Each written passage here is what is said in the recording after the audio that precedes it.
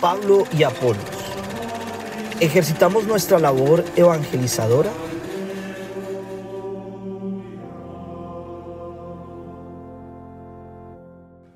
En este capítulo hablamos sobre la formación, el autocontrol, la valentía y muchas cosas más. Acompáñanos a vivir la palabra de Dios. Hola, hoy estamos con Juliana Villegas, Antonio Torres, María Paula Gallegos. En nombre del Padre, del Hijo y del Espíritu Santo. Amén. Estoy levantando el velo. Hechos de los Apóstoles. Capítulo 18, versículo 22 en adelante. Aclaremos un poco. Nosotros no somos grandes expertos en Biblia, ni somos grandes filósofos. Nosotros somos personas que buscan el Evangelio, que lo han estudiado, que lo han leído, que lo han mirado, y buscan hacerlo vida. Eso es lo que buscamos, eso es nuestra lucha, hacer vida el Evangelio. Es decir, ponerlo por obra en nuestras vidas. María Paula decía que no hemos estudiado teología. María Paula sí estudió teología. Hizo una maestría en teología. Siempre 2 años. Y, bueno. Y desde ahí es desde donde hacemos nuestros comentarios, desde nuestra propia vida. No somos gente solamente de libros. Somos gente de vida. No es que no conozcamos, claro que conocemos, claro que tenemos conocimientos de la Biblia, la hemos leído repetidamente, estudiado, etc. Lo mismo los documentos de los concilios, y no todos los concilios, pues es largo. ¿Cuántos concilios? ¿Vale? ¿Son 21 concilios ecuménicos? Vale la pena algunos, vale la pena leer Trento, por ejemplo. Vaticano II, por supuesto, ¿no? Vale la pena leerse esos documentos. Los de Vaticano II todo el tiempo están viniendo a cuento en todo tipo de actividades de iglesia. Entonces, se lo recomiendo, de verdad. Si ustedes quieren dedicarse a Dios, de donde quiera que esté cada uno, miren, no se trata de ser buenos. No hay que ser bueno para empezar el camino de Dios, hay que ser. Más aún, el camino de Dios no es para los buenos propiamente. Para los buenos yo diría el camino de los fariseos. El camino de Jesucristo es un camino para la gente que tiene problemas, para los pecadores, para los que la han embarrado y quizás la sigan embarrando, por más que luchen. Muy bien. Pablo regresa a Antioquía y comienza su tercer viaje misionero. Juliana, lee tú que lees bien. Bueno. No se te lengua la traba mucho. No se te traba la lengua. Entonces íbamos en Hechos 18, versículo 21. Vamos a empezar el 22. Desembarcó en Cesarea y después de subir a saludar a la iglesia, bajó a Antioquía. Después de pasar allí algún tiempo, marchó a recorrer una tras otra las regiones de Galicia y Frigia para fortalecer a todos los discípulos. Llegó a Éfeso un judío llamado Apolo, originario de Alejandría. Era hombre elocuente que dominaba las escrituras. Ya había sido instruido en el camino del Señor, por lo que hablaba y enseñaba con fervor de espíritu y con esmero todo lo referente a Jesús, aunque solamente conocía el bautismo de Juan. Pues, comenzó a hablar con valentía en la sinagoga. Al oírle hablar, lo tomaron consigo Áquila y Priscila y le explicaron con más exactitud el camino. Como Apolo quería pasar a Acaya, los hermanos le animaron a ello y escribieron a los discípulos para que lo recibieran. Una vez allí, y con el auxilio de la gracia, fue de gran provecho para los que habían creído, pues rebatía vigorosamente en público a los judíos, demostrando por las Escrituras que el Cristo era Jesús. Pues bien curioso, ¿no? Porque este señor había llegado a Apolo. Apolo va a ser después un personaje importante. Se lo van a encontrar repetidamente y parece, según nos dice la tradición de la iglesia, que llega a ser obispo en alguna de estas iglesias de esa zona. De manera que, aunque no, es decir, da la sensación de alguien un poquito aparte, Apolo sí estaba metido en todo este cuento y esta es como una presentación de Apolo, ¿no? De Apolo o Apolos, en algunas Biblias dice Apolos. Pero lo curioso es que él cogió desde el principio la idea y de una vez empezó a enseñar. ¿Qué opina de eso, Pala? Es desde el momento, esto es por aquí, y empezó a enseñar, no solamente a aprender y a estudiar, que estaba estudiando, pero estaba bastante atrasado. Iba solo en el bautismo de Juan. Jamás que discípulo de Jesús era discípulo de Juan y sin embargo se metió de una, esto es por aquí, y se metió a enseñar, se metió a predicar. No se quedó en su casa fervorosamente, ¿sí? Se lanzó a predicar y ahí les tocó cogerlo, venga para acá un momentico, venga, le termino de explicar bien. 2 discípulas de Pablo, cuando le oyeron Priscila y Aquila, le tomaron aparte y les pusieron exactamente el camino de Dios. Es que esto implicaba la crucifixión y esto y etcétera, etcétera, etcétera.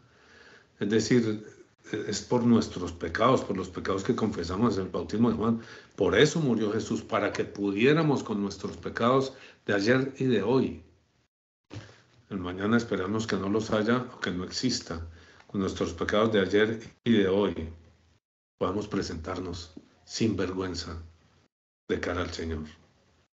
Y en el juicio final, o en nuestra muerte, que es también el encuentro con el juicio final, podamos presentarnos ante Dios sin vergüenza.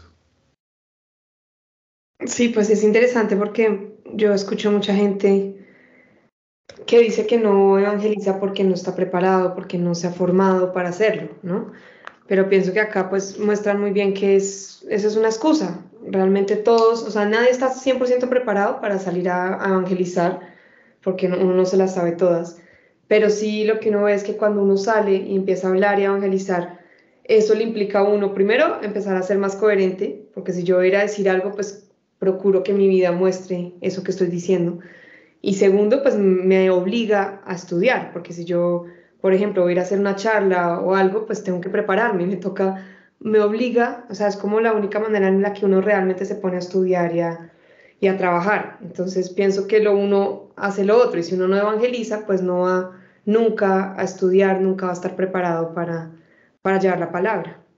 Sin duda alguna, uno se prepara, pues puede prepararse allá encerrado entre un cuarto y entonces se pone a escribir, se pone a hacer algo, ¿no? Escribir, hemos insistido mucho en escribir y escribir es muy bueno, es una forma de eso, de comunicarse y poder escribir más completo. Pero pues es una forma de evangelizar. Que le llegue a muchos, que le llegue a pocos, es una forma de evangelizar. Obviamente esto que hacemos aquí es una forma de evangelizar y le toca a uno o estar preparado o mantenerse preparado.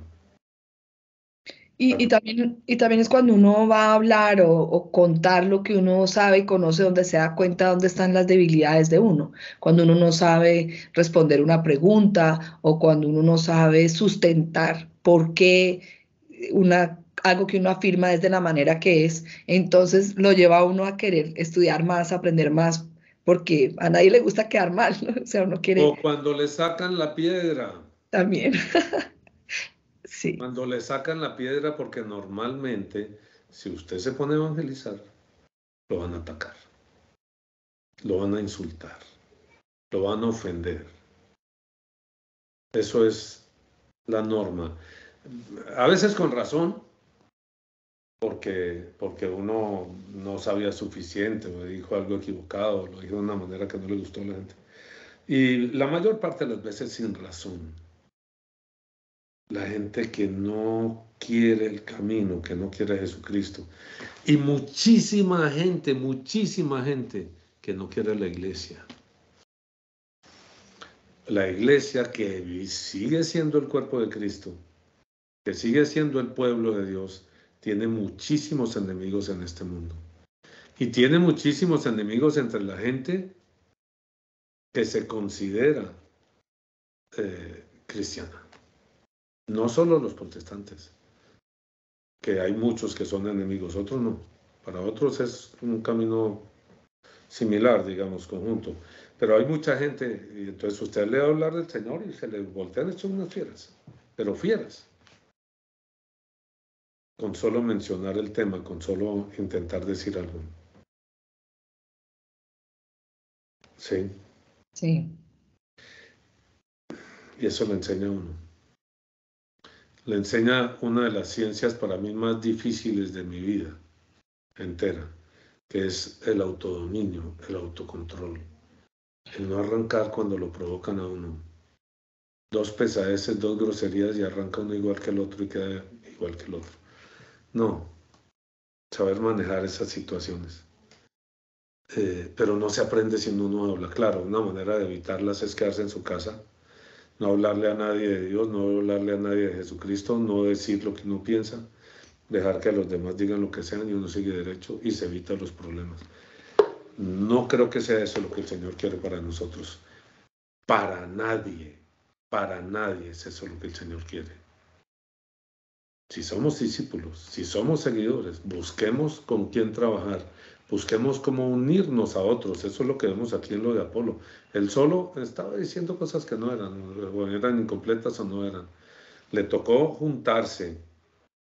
Aquila y Priscila lo traen y cuando, fíjese, cuando él quiere pasar a Acaya, no es que él pega carrera y pasa a Acaya, Apolos, ¿no? Apolo o Apolos, sino que los hermanos le animaron, fíjense que sigue, y escribieron a los discípulos que le recibiesen. ¿Quiénes eran los discípulos en Acaya? ¿Quiénes eran entonces, Juliana? ¿A quién se refieren aquí? ¿A quién se refiere Lucas aquí? Se refiere a los que han creído y a la comunidad, a la iglesia que está creciendo en esa ciudad. Los discípulos son las personas que han recibido la fe y que están creciéndose y probablemente también evangelizando allá en esa ciudad. Los discípulos, los llaman los discípulos, los llaman los del camino. Luego, no recuerdo exactamente cuándo acuñan el nombre de cristianos, pero fíjense, en este momento los llaman los discípulos. Como que es obvio que si son discípulos de Jesús. Los discípulos. Entonces, fíjense, ni él camina solo, ni él decide solo, Apolos, voy a ir a evangelizar allí. No se manda solo, lo manda la comunidad de Éfeso. ¿Sí? Lo manda la comunidad, lo envía. Él dice, hombre, me gustaría ir allí a Acaya. Le dicen, bueno, miremos a ver, sí, está bien. Entonces lo animan y lo envían y le dan a dónde llegar. Él no llega allá solo a ver qué hace. Le dan a dónde llegar, donde los discípulos. Escribieron a los discípulos que le recibiesen y llegado él allá fue de gran provecho a los que por la gracia habían creído. Los discípulos eran los que habían creído en Jesucristo. Los que por la gracia habían creído a Jesucristo, porque con gran vehemencia refutaba públicamente a los judíos, demostrando por las Escrituras que Jesús era el Cristo. Pues es muy interesante que los llamara discípulos, porque yo creo que eso es algo como que se ha perdido, no se escucha con tanta frecuencia que de lo que se trata cuando se lleva la buena nueva, la noticia, el evangelio, es de formar discípulos, no es solamente como quien reparte un periódico con una buena noticia, sino es como construir personas que están dispuestas a comprometerse con una forma de vida, con responder con la vida entera a esa noticia, a esa novedad que se les está dando. Oiga, es que esa buena noticia, el evangelio quiere decir buena noticia. Sí, eso pensaba yo antes de que me puse a pensar como lo duro que es en un momento dado esto, porque es permanente, el ataque es permanente, ¿no? Los insultos, las ofensas, pues a mí me acaban de mandarme una serie de notas ofensivas, insultantes, por estos videos. La persona no los publica aquí, tal vez para no quedar en evidencia, me los manda al chat, ¿no? De insultos y ofensas por estos videos, por esto que publicamos aquí. Es duro, esta pues era un amigo, era porque es obvio que yo pensaba que era. La rabia que les da a las personas que no hablan de Jesucristo. La rabia tan profunda. Pues no lo vemos en el caso de Apolos porque él llega donde los discípulos y los discípulos lo acogen con cariño y le ayudan a ubicarse, pero lo vemos en Pablo permanentemente, la rabia que despierta hablar de Jesucristo, la rabia que despierta decir que yo me convertí a Jesucristo, la rabia que despierta decir que yo amo a Jesucristo y amo el camino y amo la iglesia, despierta rabia en la gente, ganas de acabar con uno, los insultos y las ofensas. Hoy en día es muy difícil encontrar esto, salvo en determinadas comunidades. Yo pienso que toda la iglesia debería ser así. Y es posible que la iglesia vaya hacia allá, que esté siendo como sacudida, de manera que caigan los frutos secos y las hojas secas, y quede lo que está vivo y se convierta de nuevo la iglesia en una hermandad. Porque eso es lo que proponemos, una iglesia que sea una hermandad. ¿Sí? No un grupo de gente, unos asistentes que llegan a misa y tal. Una hermandad, que la iglesia sea como esto. Toda la iglesia sea como esto. Y si uno va a Francia, los que lo reciban sean los discípulos, los de la iglesia. Los que lo acojan allí. Los que le den la mano allí sean los discípulos. No tenga uno que llegar a ver dónde tengo un pariente, un primo, quién tiene un primo que me ayude a conseguir una casa donde vivir, ¿sí? Sino va a donde los discípulos. ¿Dónde están los otros creyentes? ¿Dónde están los creyentes? Fue de gran provecho a los que por la gracia habían creído, y uno va y les comunica lo que uno sabe y conoce. Ellos lo acogen y le dan lo que tienen, y uno les da lo que uno tiene. Esa era la historia, eso es el fondo de la vivencia de la primera iglesia, y eso es lo que proponemos. No es tanto que compartieran los bienes, los regalaran, porque eso no se puede hacer, y mucho menos a nivel universal. Pero a nivel universal sí puede regresar el espíritu de hermandad. Tú eres cristiano, tú eres de los que han creído, eres de los nuestros, ven, eres mi familia. Si tú eres de los que han creído, eres de mi familia. Claro, decir todo esto implica ataques del mundo viejo. Porque las personas no quieren abrir los ojos, las personas no quieren abrirse a Jesucristo, porque si se abren a Jesucristo, ¿qué? María Paula, ¿qué pasa si uno se abre a Jesucristo? ¿Por qué la gente tiene miedo a eso? Porque les muestra las cosas que están haciendo mal, las cosas que no van acorde a Jesucristo. Porque les muestra las cosas que están haciendo mal. Además, les muestra las cosas que hicieron mal. Les muestra sus perversidades. Y le toca sacar las perversidades a la luz, ponerlas sobre la mesa. La gente le tiene miedo a quedar en evidencia. La gente le tiene miedo a tenerle que dar la cara a sus propios actos. Las confesiones de San Agustín son quizás un poco exageradas, pero las confesiones de San Agustín él las coge desde el comienzo de su vida. Eso es duro, es doloroso, es desde chiquito. Porque las perversidades de uno son desde chiquito. Pues desde allá empieza San Agustín. Desde allá empieza y pues, tiene muchas cosas que confesar. Cualquiera de nosotros tiene muchas cosas que confesar. El que no tiene nada que confesar es porque no quiere mirar. La gente dice, no, es que eso es Antonio, que es espantoso. No. El fariseo es el que no quiere mirar lo que lleva adentro y se regodea en lo que el otro tiene, en lo que el otro confiesa, porque lo que nos insiste el Evangelio es confiesen sus faltas, llévenlas por dentro. Sí, la gente los va a señalar, la gente los va a hacer a un lado, pero eso es lo que nos dice el Señor. Muchas cosas feas hay en mi vida, hay en mi pasado. De niño y a medida que fui creciendo, muchas. Todo el tiempo pienso en eso. Sé que el Señor me perdona. Sé que el Señor me perdona. Sin embargo, el dolor queda. De alguna manera, los pecados y las faltas hay que pagarlos.